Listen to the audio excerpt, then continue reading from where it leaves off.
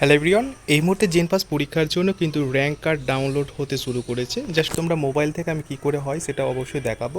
প্রথমে তোমরা এই জায়গায় এক্সামিনেশনের এখানে যাবে এবং জেনপাস ইউজি এন্ট্রান্স এটা সিলেক্ট করবে।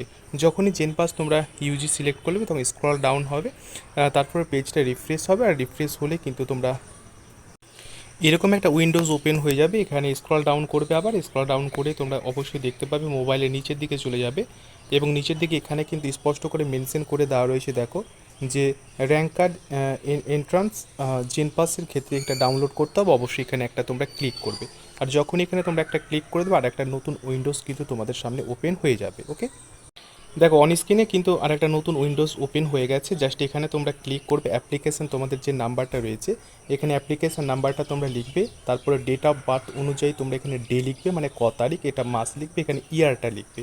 তারপরে এখানে যে তোমরা সিকিউরিটিটা দেখতে পাচ্ছ না, এই সিকিউরিটিটা তোমাদের জাস্ট এই জায়গাটা কোথায় বলো তো, এই যে তোমাদের এই জায়গাটা এখানে ফিল করতে হবে। এই জায়গাটা তোমরা ফিল করে দিলে তারপরে এখানে সিকিউরিটি যদি কোনো প্রবলেম হয় তাহলে এখানে রিফ্রেশের এখানে ক্লিক করবে। যদি সিকিউরিটি তোমরা এই জায়গাটা বুঝতে না পারো তাহলে এখানে আবার ক্লিক করবে, ঠিক আছে।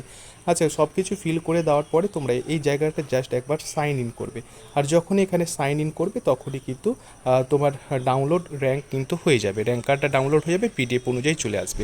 এরপরে যদি কোনো ডাউট হয় অবশ্যই কমেন্ট করবে। Thank you. আশা করি সকলের র্যাঙ্ক কার্ড ভালো হবে এবং যার ভালো হবে অবশ্যই প্রত্যেকে কিন্তু ভালো খারাপ হোক আমাকে শেয়ার করবে। Thank you, all the best.